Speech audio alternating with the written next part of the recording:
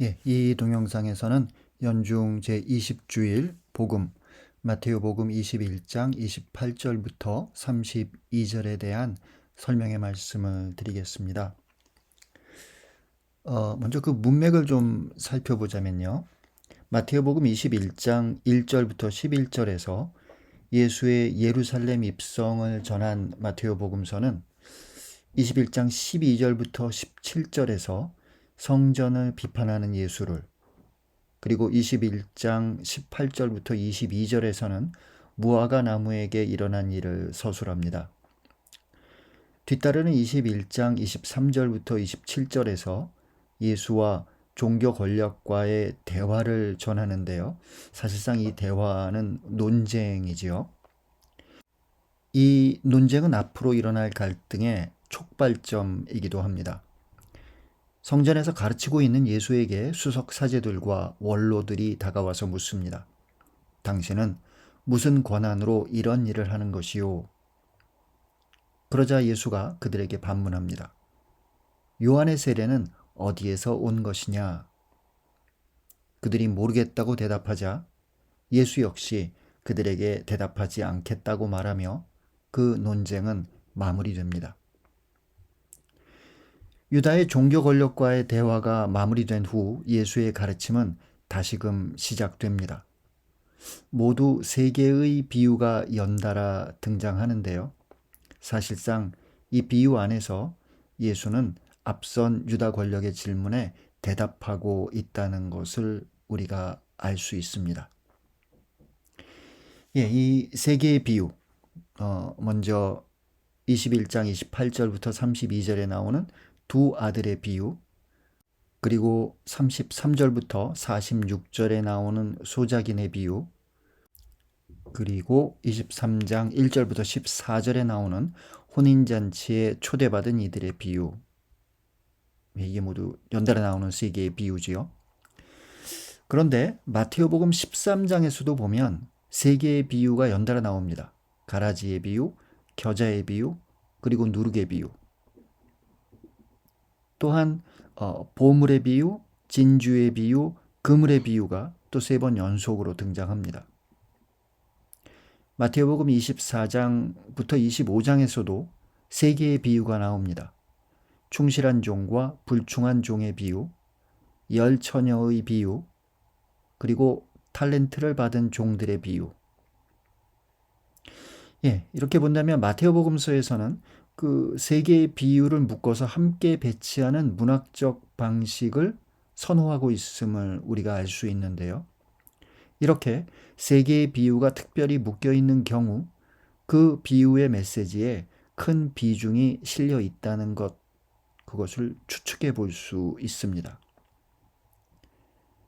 마태복음 21장 28절부터 23장 14절에 나오는 세 개의 비유는 모두 하느님의 뜻을 받아들이지 않는 유다 전통에 대한 비판적 메시지를 담고 있습니다. 이는 마테오복음서의 흐름 위에서 더욱 선명하게 이해됩니다. 예루살렘에 입성한 예수는 유다 전통의 중심이라고 할 수 있는 성전을 비판하고 율법 연구를 상징하는 무화과 나무를 말라버리게 하고 수석 사제들과 원로들을 공격하며 바리사이들과 사두가이들 그리고 헤로데 당원들과 충돌합니다. 그렇게 예수는 두려움 없이 순환의 길로 들어서고 있는 것입니다. 복음 그 텍스트를 함께 읽어보지요. 너희는 어떻게 생각하느냐? 어떤 사람에게 아들이 둘 있었는데 맏아들에게 가서 얘야, 너 오늘 포도밭에 가서 일하여라 하고 일렀다. 그는 싫습니다 하고 대답하였지만 나중에 생각을 바꾸어 일하러 갔다. 아버지는 또 다른 이들에게 가서 같은 말을 하였다. 그는 가겠습니다 아버지 하고 대답하였지만 가지는 않았다. 이 둘 가운데 누가 아버지의 뜻을 실천하였느냐? 그들이 맏아들입니다 하고 대답하자 예수님께서 그들에게 말씀하셨다. 내가 진실로 너희에게 말한다. 세리와 청녀들이 너희보다 먼저 하느님 나라에 들어간다.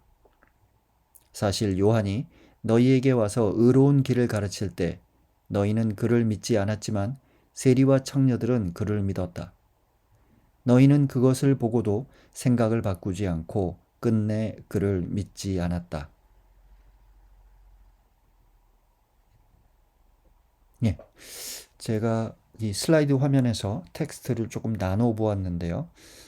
먼저 전반부는 예수의 질문이지요. 너희는 어떻게 생각하느냐?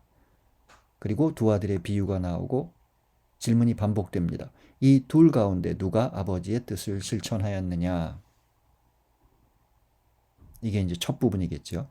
그리고 둘째 부분은 우선 그들이 대답하죠. 맏아들입니다. 그리고 나서 예수님께서 다시 말씀하십니다. 그 말씀 안에서 자신의 어떤 비유가 해석이 되고 그리고 그 해석을 통해서 맏아들입니다 라는 그들의 그 대답이 결국 그들 자신의 잘못에 대한 하나의 판결이 되었다는 것이 드러납니다. 예, 두 아들의 비유는 마테오 복음서에만 나옵니다. 마르코 복음서에서는 예수의 권한에 대한 유다 종교 권력의 질문에 뒤이어 소작인의 비유가 나옵니다. 마테오는 21장 23절부터 27절에서 언급된 세례자 요한이 두 아들의 비유에서 다시 한번 언급되기에 주석가들은 두 아들의 비유가 세 비유 중에 가장 앞에 위치하게 되었을 것이라고 생각합니다. 또한 두 아들의 비유와 뒤따르는 소작인들의 비유는 포도밭이라는 은유를 공유합니다. 그래서 두 아들의 비유는 그 앞뒤 내용의 연결고리와 같은 문학적 기능을 수행하고 있다고 볼 수 있습니다. 두 아들의 비유는 사무엘기 후서 12장이 전하는 나탄의 이야기와 유사성을 보입니다. 예언자 나탄은 밧세바의 남편 우리아를 죽게 한 다윗을 찾아가 가난한 사람의 양을 뺏은 부자에 대한 이야기를 합니다. 그러자 다윗은 화를 내며 그 부자에 대한 처벌을 맹세합니다. 그의 나탄은 임금님이 바로 그 사람입니다 라고 밝힙니다. 예수도 두 아들의 비유를 들려주고 묻습니다. 누가 아버지의 뜻을 실천하였느냐? 그러자 수석사제들과 원로들이 대답합니다. 맏아들입니다.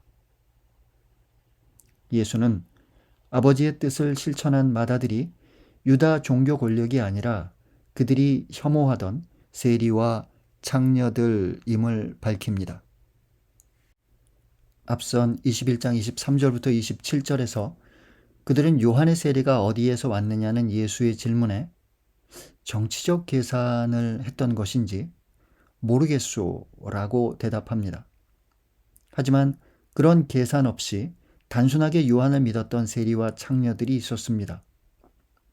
그들이 믿었던 것은 요한이 가르친 의로운 길이었고 그의 선포였습니다. 그 의로운 길을, 그러니까 세례자 요한의 가르침이 의롭다는 것을 유다의 지배층은 적어도 식별할 수 있었습니다. 그러나 그들은 그의 가르침을 따르지 않았고 그 의로움도 받아들이지 않았습니다. 그렇다면 32절이 언급하는 의로운 길은 구체적으로 무엇을 뜻할까요? 구약의 의로움, 바오로의 의화 등등 신구약을 통해 의로움은 가장 빈번하게 토론된 신학적 주제들 중 하나입니다.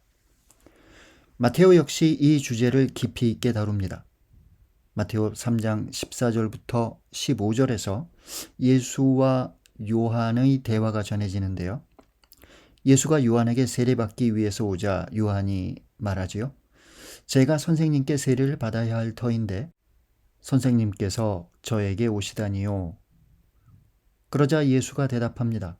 지금은 이대로 하십시오. 우리는 이렇게 해서 마땅히 모든 의로움을 이루어야 합니다. 마테오 복음서의 문맥에서 볼 때 여기서 말하는 의로움은 하느님의 뜻입니다.